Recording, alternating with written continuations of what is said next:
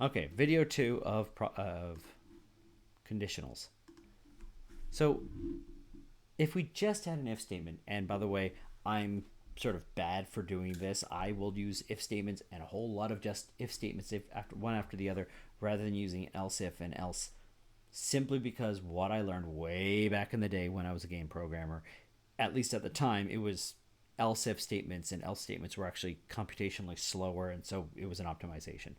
It's probably not the case anymore. But bad habits die hard. Okay. If I have something like a normal if statement, well, what I might want to do is I might want if the number of zombies is equal to 1, do this.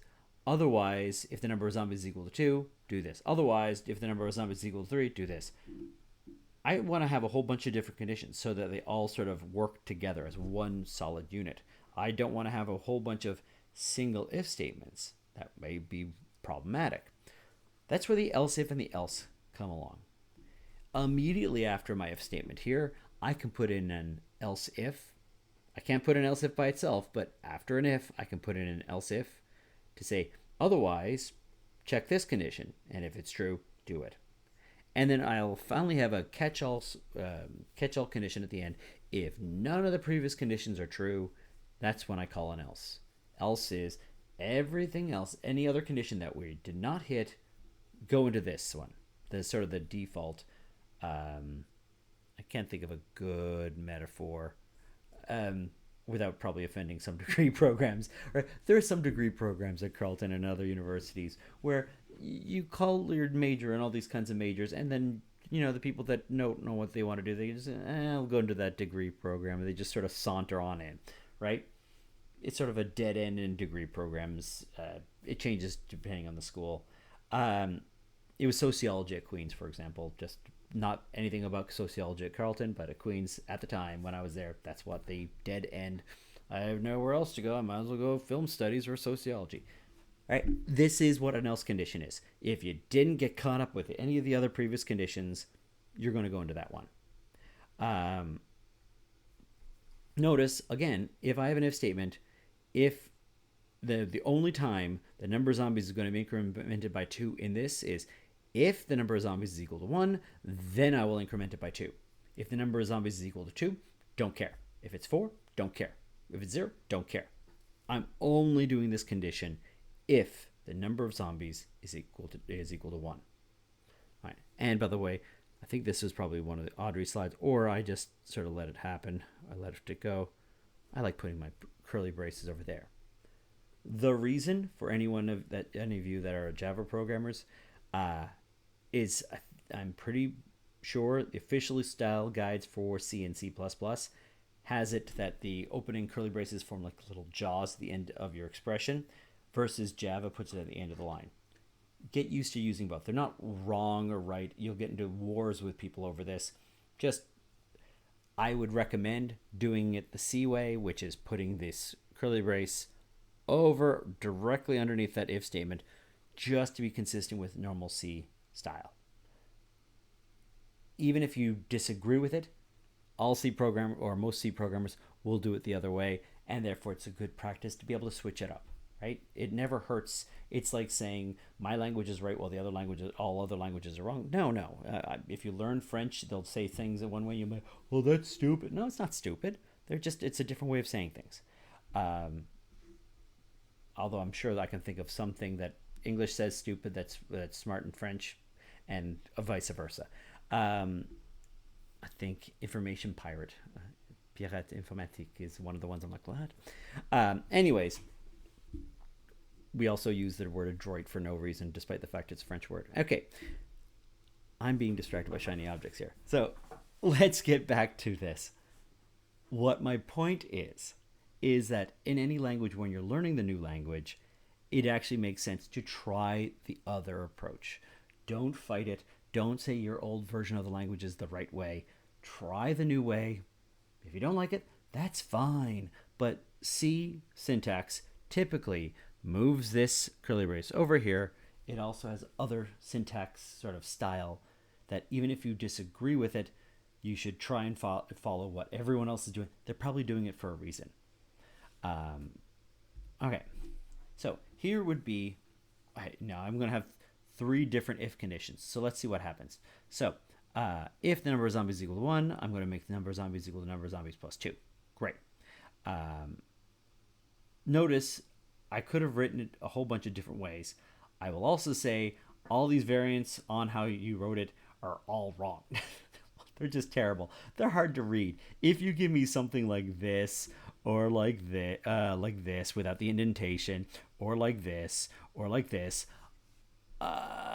even like this, you should get either dinged or sort of mocked openly by your friends or your TAs or myself, right?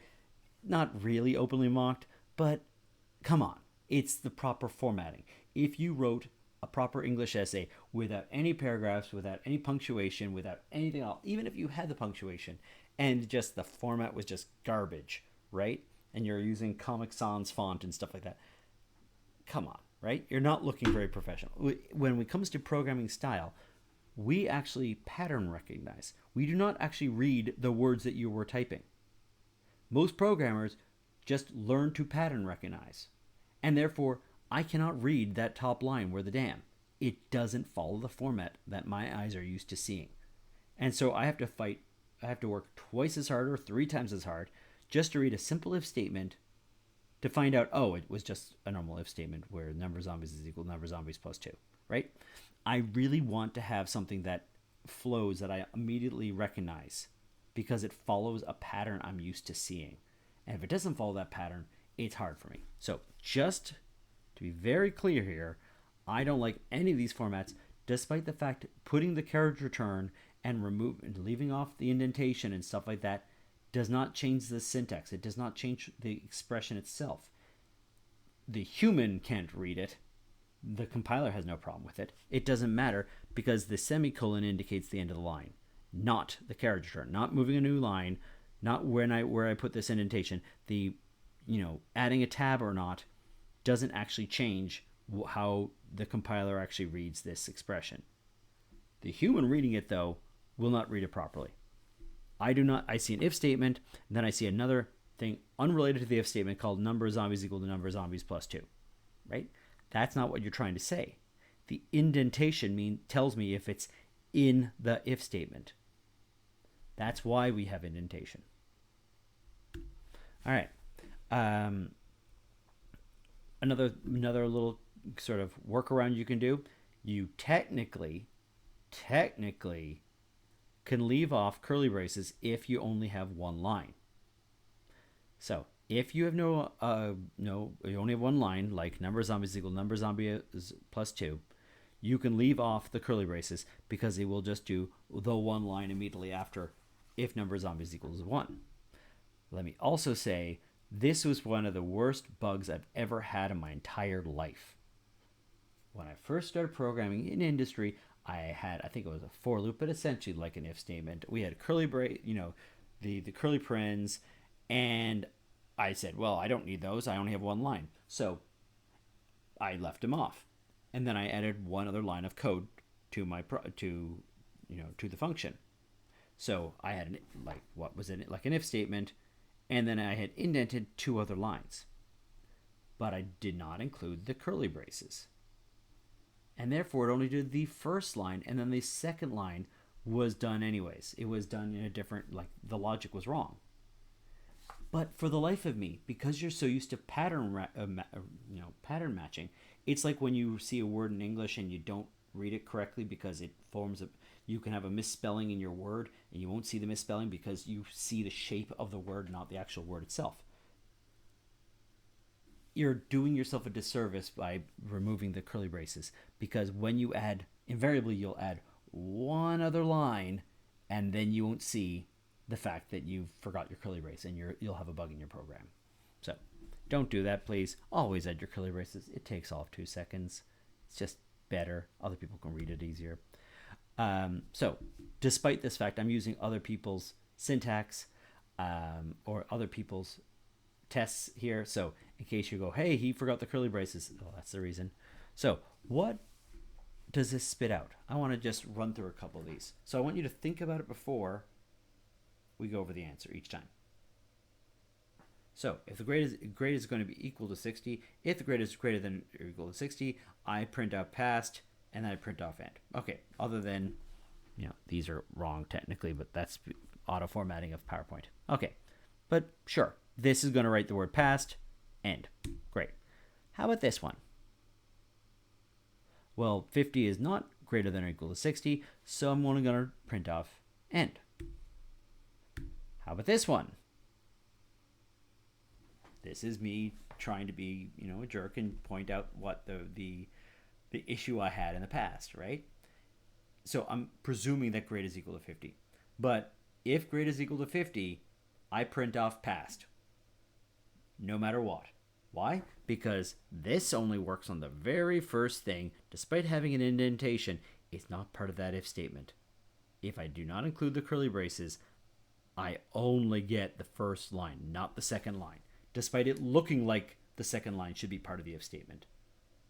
You don't have this problem in Python. If anyone knows Python, Python actually uses the indentation as information. But in C, in C++, in Java, and a whole lot of other languages, those curly braces tell you everything. So it says passed, no matter what. All right. How about grade is greater than equal to 60, and if so, print passed. Well, this actually, I'm not sure if this was on purpose or not, but I should have a close parentheses over here. And in this case, it would print off passed, despite the fact it didn't pass. How about greater than or equal to 60? Well, in this case, since all of the... Wow. I don't know why I missed all those. Since the value is actually 50 that we're looking at, well, it won't go to either of those two cases. It'll print out nothing. How about greater than or equal to 60 with my curly brace in the quote-unquote wrong area? And again, it'll still do the same thing. Whether the curly braces are here or here, it's the same thing. But put them here. I like it. It looks like Jaws. Okay. How about this one? Well, I should actually close off this. And again, it shouldn't do nothing. Oh, it'll do end because single line. There you go. See, even knowing what the answer is, I still screw it up, right? I want to put this as part of this main if, and it's not. Unless I have those curly braces in there, it's not part of it. I'm only doing the first line. Even knowing it, I can't see it. So save yourself the trouble, put in your curly braces. Okay. So we can use an else statement. I already preambled what the else statement is. It is only at the very end. I can only have exactly one else statement for an if statement. So I have a set of if, else conditions. Essentially, they grow in groups. So the if goes with one else at most, maybe zero else statements, right? I need an if. I do not need an else, but I can only have one else if I have an else. And I can have effectively unlimited else if statements. But an else if statement still needs an if, because it's else related to what? So there can only be one else statement. It is for everything else. It is the catch-all. If you didn't get in the other cases, you're going in there. The else statement does not have a condition. It takes in everything. But the else if has another condition. If the if wasn't true and you get to that else if condition and now it's true, then you'll go into it. Otherwise, you'll skip that one too. We should see an example of it. Here is an else condition, right? If your age is greater than or equal to 19, then I can have a drink. Otherwise, I have juice. Not juice and gin. That's different. So I can have a drink, or I can have alcohol, or I can have juice. Anyone, I don't test whether they're 18 or 17. It's just if they're not 19, or if they're not greater than or equal to 19, they get juice. The else if allows us to have another set of conditions. So we're in the lab, we're going to be looking at finding if a number is divisible by 3, 5, or 7. Well, what if it's 6, right? I might need other conditions where I'm divisible by multiple things. The value 6 is divisible by 2, and it's divisible by 3. So maybe I need conditions where it's else I can keep on passing in things and it will I might want to be able to handle it by putting things in the correct order. I want to be able to handle the different scenarios. Like if 6 is divisible, like I can check to see if 6 is divisible by 2 and 3, it should say it's divisible by both or one of them. Okay. Let's see if I can get, so here, I want to put this right here.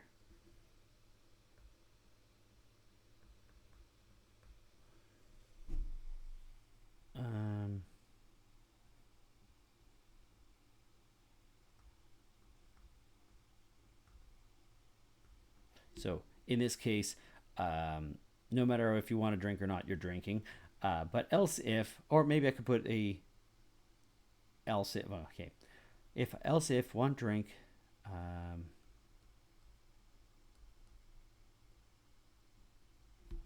I could do something like this. Let's do it not. So let's fix this up. I'm just sort of improvising an example here.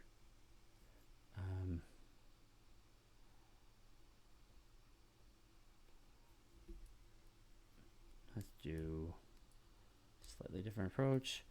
How about this? Right? I don't want to drink something. So if I'm over 18, I drink alcohol. If I don't want to drink, then I have some pizza. Otherwise, I get juice. Right? I can leave off certain conditions. I can add on certain conditions. I can do all sorts of different things. So here would be an example. If the number of zombies is equal to 1, well, number of zombies is equal to number of zombies plus 4. If it's greater than 3, I want to decrement it. And if it's less than or equal to 4, I want to increase it by 12. Notice, do I have all possible conditions? I think I do. Is there anything that's, if I put an else statement, what would happen?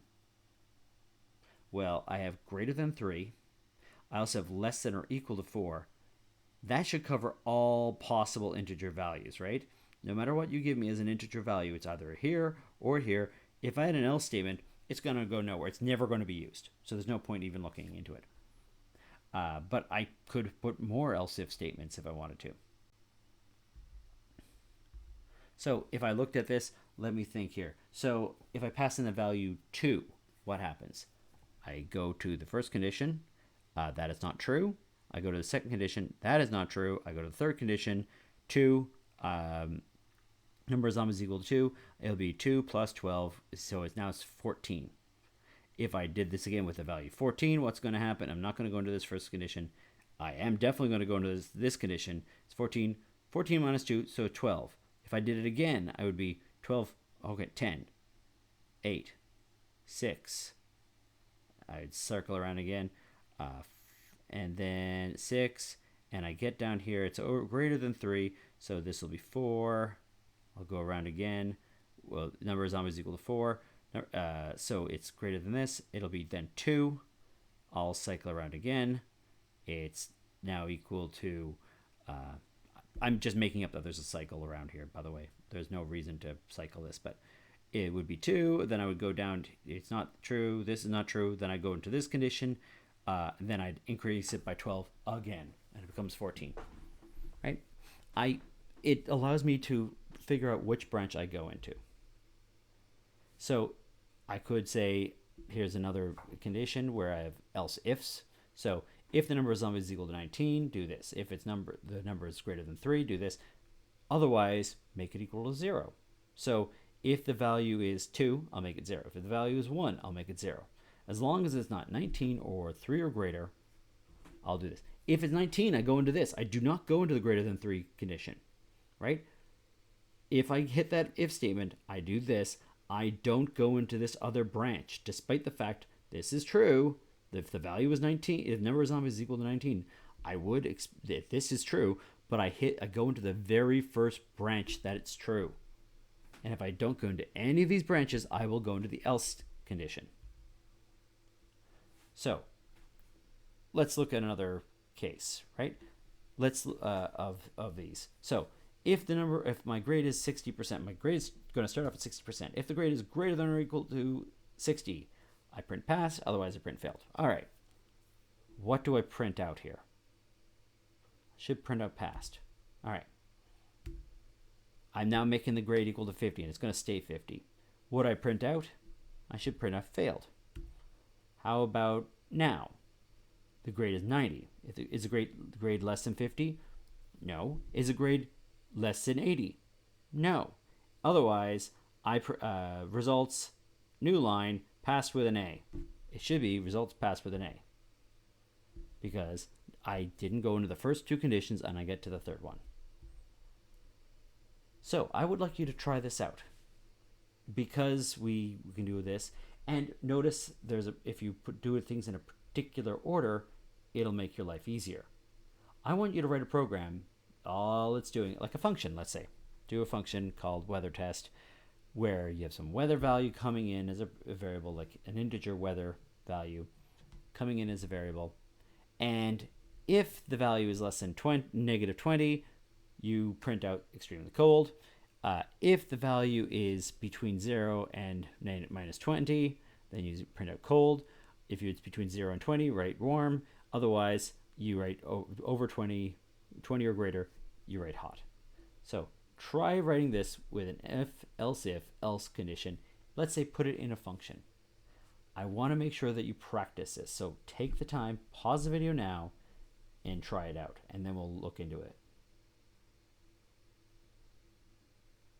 Seriously, take the time, pause in the video, and look into it. Okay, I'm going to presume you pause the video. I'm hoping you pause the video and tried it out.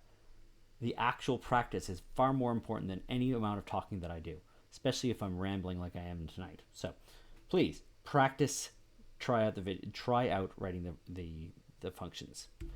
So I can throw it in main, or I could put it into some other thing. So we could, if I wanted to, we'll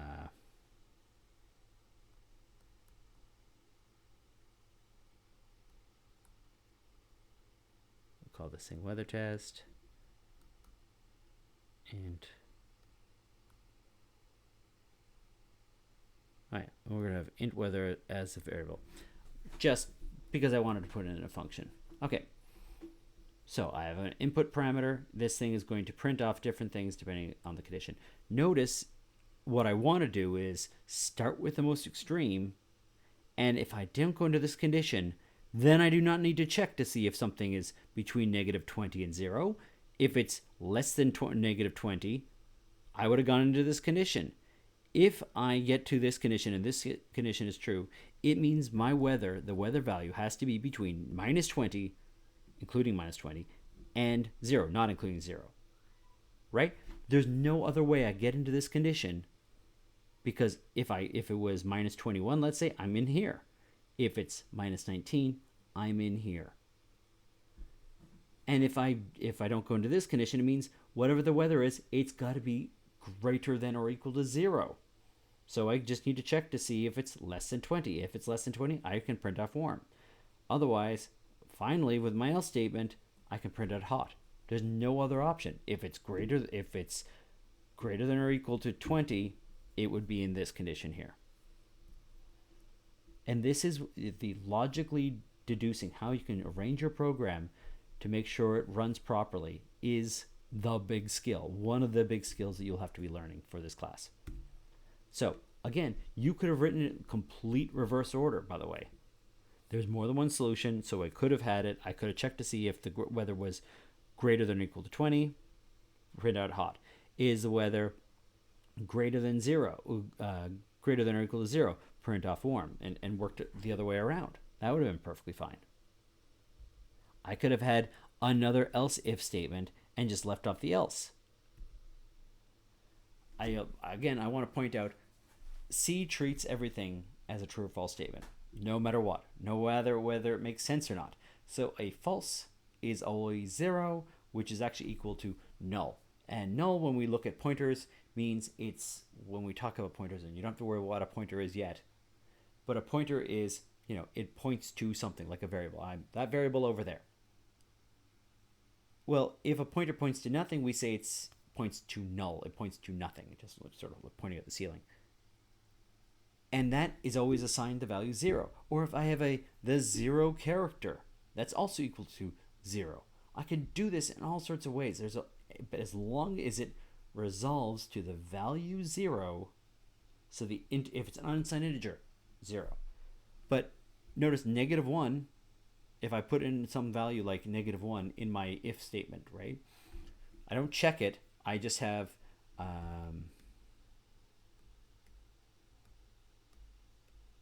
let's say my val. My val is -1. What is it? Well, it's not 0, so it must be true. Is my val 1? Okay, if my val is 1, then it's true. If my val was 2000, true. If my val is equal to 0, false. It's a weird thing to get your head around, but just to be clear, it comes up. You'll see it in code online. You'll see it all over the place. So I wanted to be clear about this. I can put an actual value in here, just an integer, and it's just checking to see if that integer is equal to 0 or not. So I could say, if I just said my int, I did already have that example, right? My int is equal, that's the same as just putting if my int is the same as saying my int is not equal to 0. Let's just get rid of this. Try to give that a value there. Number 2 problem, and this is the gotcha one, or one of the other gotcha ones. This is confusing. This one here is a gotcha, the double. That because doubles do not always exactly represent a number correctly, checking to see if the number is equal to 0, or checking to see if the number is equal to some other number like 3.14596, or whatever the case is. If I'm checking to see if two numbers are equal and they're doubles, you might think that they're equal. They should be equal, and they will not say that they're equal. Why? Because the doubles are not exactly perfectly precise. And so it actually ends up being that you should never compare two things are equal, or check to see if something's equal to 0 when it comes to a double, because of all this weird rounding. So what you should do is take the absolute value of it and check to see if that absolute value of your double, for example, is so if I need to check if my double, this value my double is not equal to 0, what I want to do is take the absolute value of it. Is the absolute value of my double less than 0.0001, right? If it is, it's so close to 0, we might as well consider it 0. These are workarounds that you'll get when you don't really expect there to be a problem. Should say, like, my double is equal to 0. If it's equal to 0, stop. No, it'll get so close to 0, but it won't actually hit 0 necessarily. It's one of the reasons why we don't like using doubles when we don't need to. So, in case. I also like to point out that in these statements, like, for example, my int is not equal to 0, it doesn't have to be limited to this. We can have if statements that are composed with a bunch of logical expressions. So we can say things like this. A and B. So A, logical, and B. Meaning, if this is true and this is true, then the whole thing is true. Otherwise, the whole thing is false. Okay, so let's look at this. This is called a truth table. This is one of the ways you can look at all the different ways I can have my answer. So if I have to see that the number of zombies is equal to 20 and the number of hit points is equal to 4, I can use this, right? Number of zombies is equal to 20 and number of hit points is equal to 4, then I go into that condition. But notice, number of zombies is equal to 0. It's only, with any kind of Boolean, we only have two options, right? It's either true or it's false. Same thing with B. It's either true or it's false. And so what I can do is I can just exhaustively crank out all the various ways of doing true and false for the different conditions. So the number of zombies is equal to 20, not equal to 20. The number of zombies is not equal to 20. The number of zombies is equal to 20. Is equal to 20. Number of zombies is equal to 20. Number of hit points does not equal to 4. Number of hit points is equal to 4. Number of not equal to 4 is equal to 4. Right? All the combinations I can do with those variables or those expressions, I can do with this truth table. And as a result, I could, if you want to see how, if your program is going to work, you could write out all the different ways those variables could go. And then if I have an and, I could just check, okay, if A is, so if what I really want is, what happens if A has to be true and B has to be true? What would we expect? Well, I would expect if A is false, then the whole thing is false. If A is false, then the whole thing is false. If B is false, then the whole thing is false. The only time this expression here is true is if A and B are true. So the number of zombies is equal to 20, and the number of hit points is equal to 4, or 19, or whatever number I said. And the number of hit points is equal to 4. Only when this happens, when both conditions are true, will this and statement be true. Otherwise, the whole thing is equal to false. How about or? This is, if this is true or this is true, then the whole thing will be true. So if the number of zombies is equal to 20 or your number of hit points is equal to 4, if either of those are true, the whole thing would be considered true. Notice it's a double or. It's a double pipe. And by the way, that would normally be on the upper right hand side of your keyboard if you don't know where that is. Versus a double ampersand. You need two of them, not one of them. It's a different thing with one of them. But A or B, it's only false if A is false and B is false. And by the way, we also have exclusive or, which actually does not really exist in C, but exclusive or is either A is true or B is true, but not both. So either you have the Master Sword, or you have this, or you have, I think of a good example in Zelda. I guess Mass Effect, I'm playing that right now. So either you're a Paragon or you're a Renegade. You can't be both, or you can't have both conditions, right? And therefore, the option will be available if you're a Paragon, if you're a Renegade, but not if you're both, because you can't really be both, and not if you have neither of them. Okay. So, and by the way, this is not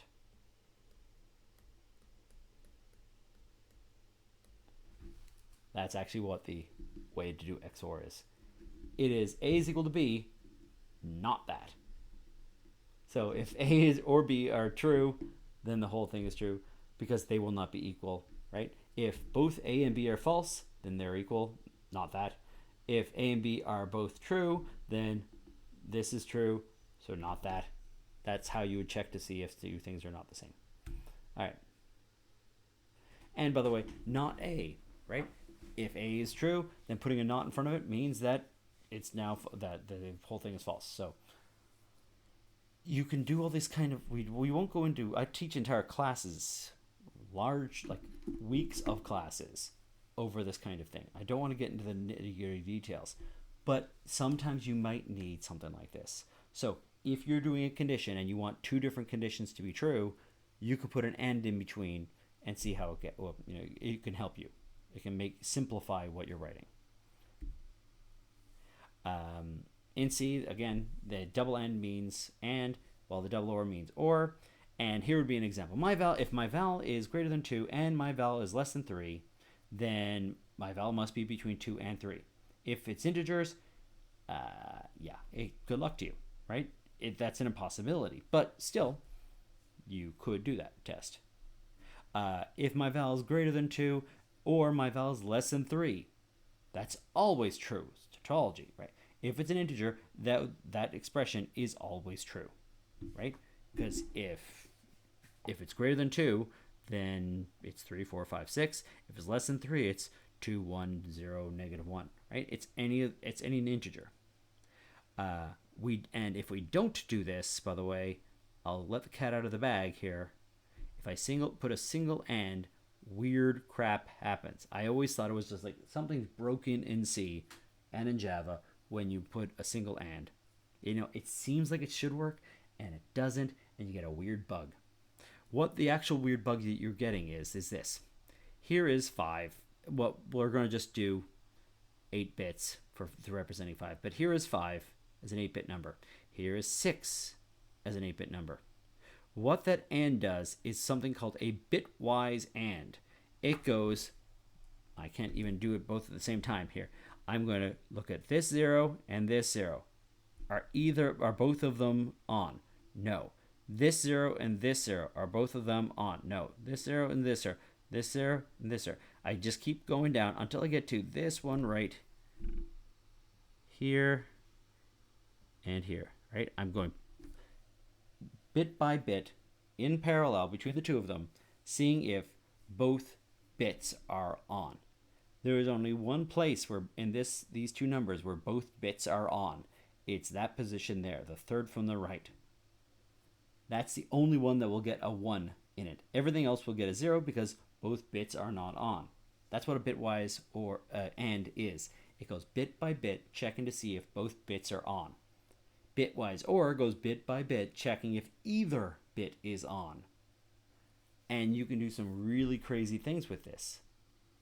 But this is actually the foundation behind bit masking and things like that, which you do with network addresses.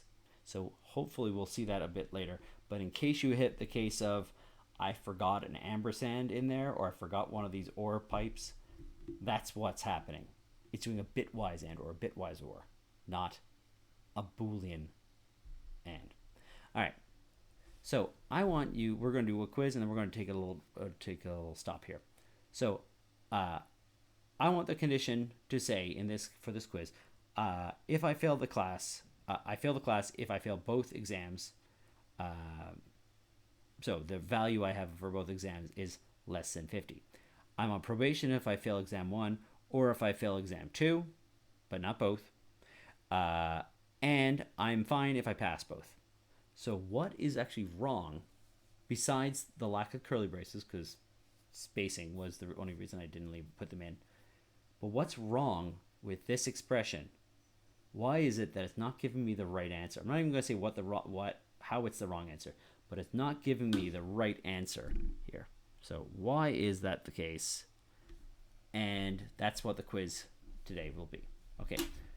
When we come back next time, we're going to look at switch statements. All right. And hopefully, I can't give you the answer to the quiz, but hopefully you'll see the answer soon enough.